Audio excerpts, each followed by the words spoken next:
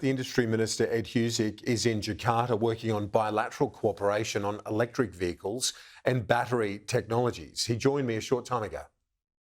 Well, if you look at it, we've got the lithium, they've got the nickel, and together we can really take a big step forward towards net zero.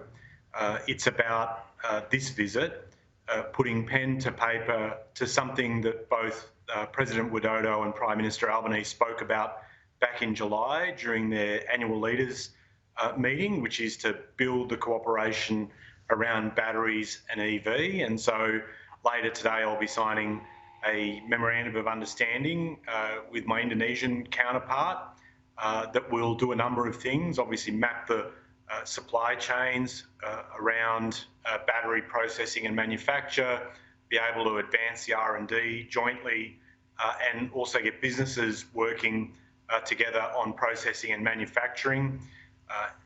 Indonesia has some really ambitious plans around scaling up EV production, but they also recognise energy storage, like for us in Australia, is a big priority on grid stabilisation. And so this MOU helps get us working closer together.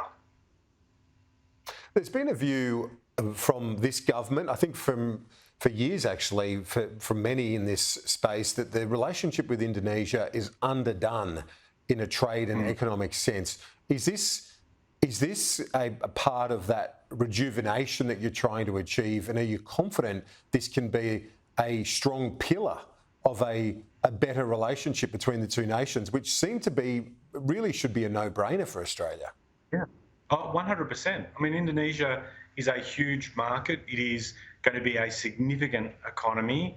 It is already a large player in our region, and we need to advance the relationship significantly, move beyond the talk. And if you look in the time that the Albanese government, since it's been elected, there have been over 30 ministerial visits by my colleagues to this country, working with their counterparts to advance their economic relationship. Working together can strengthen and deepen the relationship, and that's exactly what we're trying to do. This MOU that I'm signing around battery manufacture today is a really important step in that direction, and there is a seriousness from the Prime Minister down that we take those concrete steps. As I said, don't just talk the talk, walk the walk when it comes to building a stronger relationship, and apply it in particular ways, be it with respect to net zero, be it in my space around R&D between our nations. Being able to diversify our supply chains as well is really important.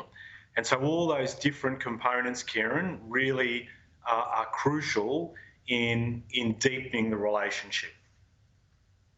You, on another matter, made some very forceful comments and an important intervention in terms of the way the government's responded to the Middle East conflict.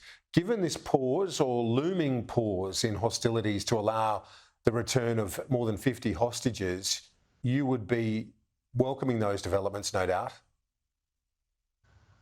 Well, the announcement about the 4-day pause is an important first step. It is something that we have, as a government, been calling for quite some time. We need to see work being done to build on that as well. It's only 4 days, so I think we need to put that into context. And as I've said, I think a lot of people have felt the impact that has been borne by Palestinians through the course of the last few weeks in particular. I think they have paid a high and disproportionate price through the actions in Gaza. So being able to have the humanitarian pause, being able to allow for the provision of aid, assistance, medicine, be able to help people that are in dire need is really an important first step. I think the longer term thing that everyone needs to work towards is a durable peace and ultimately a two-state solution. And we also, I think longer term, will need to focus on the rebuild in Gaza, because so much of it has been levelled, and Palestinians deserve to be able to live in their homes in peace. And seeing that rebuild process will be important too. But we can't get there without the type of things that we've seen announced. Again, important first step, a lot more work to do.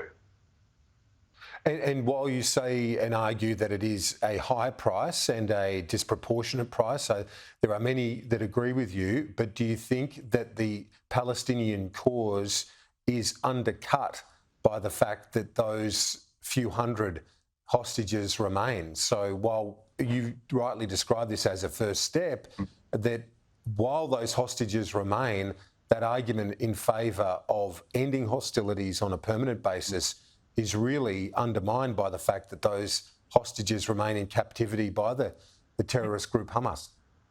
No, excellent point. I mean, I think Hamas can accelerate the timeline to a durable peace by releasing all those hostages as quickly as they can. There are Israelis that are understandably deeply worried about family and loved ones who are being held hostage, and that needs to happen, and we have been calling for that, and that will be a crucial piece in any enduring ceasefire, is the release of those hostages 100%. And to the earlier part of your question to me, I mean, Hamas set back the cause for an enduring two-state solution with their abhorrent attacks on October 7. In terms of what they did, the pain that they inflicted on Israelis, that had a big part to play in setting back that cause for peace. Now, they will be held to account, but that does not stop us from the broader requirement and I think the objective of seeing a two-state solution in that area. But that happens, and Hamas can play a role in releasing hostages, and they can do it as soon as possible. Frankly, they could do it from today. And just finally, there's been a discussion about the visas granted to Palestinians in recent weeks, concerns by the opposition and others about whether appropriate security checks have been made or rushed. Penny Wong says appropriate screening has happened. What's your view on that? Well, the coalition, having served in office, knows the type of processes that are used to vet and clear the way in which people apply for visas. So they know it. So what's their issue? Are they really saying that they don't want Australian Palestinians who are deeply concerned about the fate of their families for those people that are in Gaza to be put out of harm's way? Is that what they're effectively saying? Because that's how they should be questioned. What we are doing is for Israelis and Palestinians who are in harm's way, we are trying to provide them safe passage, and to do so in a way that Australians expect will be applied. That is, the vetting, the security processes that have been in place for quite some time, that they be observed. That is absolutely happening. And we are trying to help people that are in a dire space. And I don't understand why the coalition would have a problem with us, like the rest of the international community, chipping in to get people out of harm's way. Because if that's what they're saying, then they should explain why they have a problem with helping people out in dire need. Joining me from Jakarta, the Industry and Science Minister Ed Husic. Appreciate your time. We'll talk to you soon.